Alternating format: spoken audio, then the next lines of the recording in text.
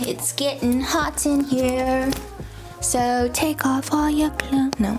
No? Okay, just me. Alright, someone tell me why being authentic online feels like a full-time acting gig. I'm sorry, do I need to pick one personality and stick to it for the rest of my life? Because last time I checked, humans don't come in single versions. Here's my hot take. What if the parts that you actually hide about yourself are the most magnetic? The parts that people are dying to see and would actually love most?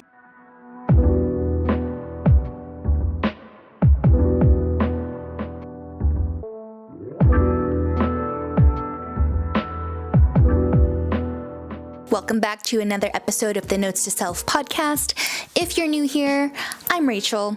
Think of this as my open diary on all things related to self-growth, mindset, personal development, and navigating this chaotic thing called life. Sometimes I'm your motivational hype woman, sometimes I'm your brutally honest best friend, and other times, I'm just a girl sitting on her bedroom floor with a cup of coffee that's already gone cold. Cheers.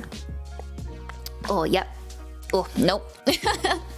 But no matter what version shows up, it's always real, it's always me, and hopefully it leaves you feeling a little bit more seen. So listen, in my last episode, I let a totally different side of me show up, and it was a little bit more silly, a little bit more chaotic, and honestly, more like the side that my close friends get to see of me.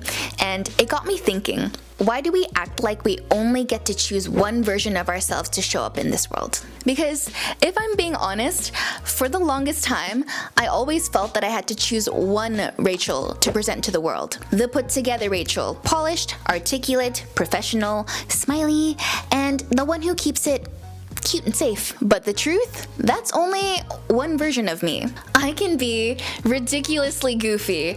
Sometimes I'm not even out here choosing the most eloquent words. Instead, I'm out here saying, bro, bruh, dude, like I've got one brain cell operating. There's the version of me that really loves the lighthearted things where it really ain't that deep. And then there's the quiet and introverted me who wants to ghost exit parties because she doesn't want to be around drunk people draining her social battery. Then there's the serious and ambitious me who can talk about self-growth all day. Or the philosophical dreamer who will spiral for 2 hours on the meaning of life. And there's the spiritual me who trusts in the universe and pulls tarot and oracle cards for guidance. But there's also the matter-of-fact me who stays grounded in logic. And guess what? All of those Rachels are real. All of them exist. And that's the biggest misconception that I want to shatter today, that having different sides to you means that you're fake.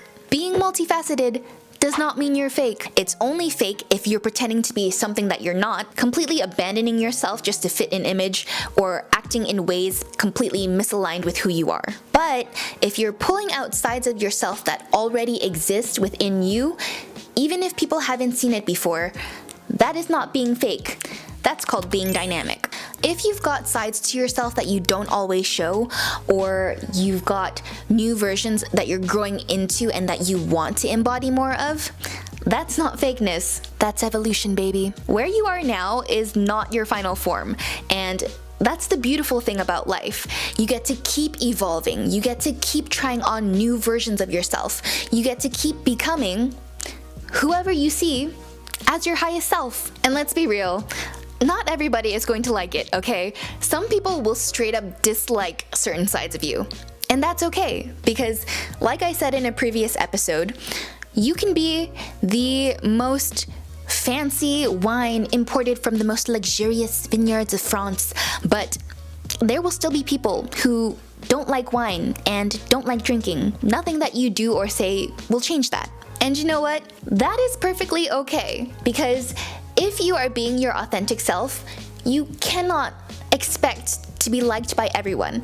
The only way that you could be liked by everyone is if you shrink yourself, cater to everyone else's expectations, and live in a cage just to not step on anybody's toes. And trust me, I've been there, and it feels awful. Like, awful. Ugh. At that point, you're not living a life that is true to you. You're living for the expectations of others. But honestly, I would rather pay the price of being disliked by a few than to keep living a life that feels restricted and held back just because my way of expressing myself doesn't match what other people expect. And let me tell you, it feels so good just to be me and not give a damn. Think of it like an identity closet, okay? You wouldn't wear the exact same outfit every single day of your life, right? Unless you're Steve Jobs, in which case, iconic, but also a little suspicious. Same black turtleneck every day, respect, but also blink twice if you're an undercover robot overlord. Most of us switch it up, okay? Sometimes you are the go-getter gym girl. Other days you are dressed up for date night. And other days you're a hoodied goblin avoiding all of humanity. And none of those outfits make you any less you. They're all you. They just show your range, bestie. She's got the full spectrum, okay? Or take careers. Just because you once worked at McDonald's does not mean you are bound to those golden arches forever. Look at me.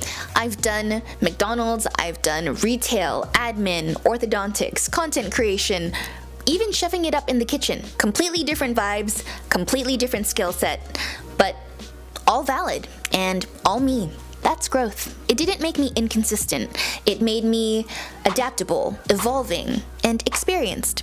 And in relationships, different versions of me show up hard. With my friends, most people see the well-spoken, polite me, and actually one day my friend Sean heard me say the words motherfucking in a joking way, and his jaw dropped. Like, he was so shocked because he had never heard me swear before. To be fair though, he kept trying to push me to learn this TikTok dance at gymnastics drop-ins, and I kept telling him how now was not the time. But this man kept persisting and asking why until I snapped at him and I said, I don't motherfucking feel like it. And when I tell you that this man looked like someone just unplugged his Xbox game, like mouth covered, eyes wide, just staring at me like, he was like, yo, what the helly? And that version of myself doesn't show up often, but it exists. And to be honest, it made the moment even more funny and brought us closer together. In romantic relationships, same thing. There's the baby cute, wholesome version of me. There's the seductive, fiery, passionate version of me. There's the deep, reflective version of me. And then there's also the intense, the moody, the crying at nothing, luteal phase me. And with friendships, sometimes it's mostly the fun and bubbly side, but with a select few, it's the crying side, the grieving side, the going through some shit side. That's intimacy. You can't know someone deeply without meeting all of their sides. Otherwise, life would be so boring. So here's your notes to self moment today. Stop trying to shove yourself into one identity box. You're not just the quiet one, you're not just the funny one, you're not just the career one, and you're not just the pretty one, okay? You are all of them. We're so multifaceted as humans, and that's what makes us interesting. You don't have to be stuck being one way for the rest of your life. If you desire to try on a new version of yourself, do it. That's not being fake. That's freedom. Every time you let a different version of you show, you expand. You open up to new experiences, new opportunities, and honestly, a lot more fun. If you've been feeling stuck like you have to choose who you are, don't. Let the shy one exist. Let the confident one exist. Let the goofy, dramatic, ambitious, awkward, pajama-wearing goblin version exist, because every single one of them is you, and that is your superpower. It's your superpower because authenticity is rare, and one of the hardest things to find in today's world is someone who is unapologetically real. Letting all versions of you exist is scary because one of our biggest fears that we have is being disliked. And here's the thing. I would rather be disliked for who I actually am instead of being loved for a watered down character version of me. So yeah, let people think that you've got a personality disorder. Honestly, maybe I do. I've got professional Rachel, gym rat Rachel, podcast bestie Rachel, and also gremlin Rachel who says bruh way too much. If that confuses people, good. At least I'm not confusing myself. So bestie, this is your permission slip.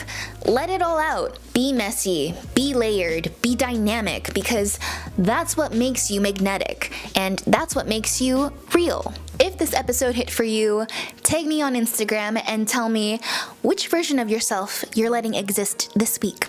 Is it gym girl you, corporate baddie you, or goblin pajama you? I want to know. And if you haven't already, follow Notes to Self on Spotify or subscribe to the YouTube channel so that you don't miss the next episode. Leave a review too, because, you know, reciprocity. I hype you up, you hype me up. That's just how it goes.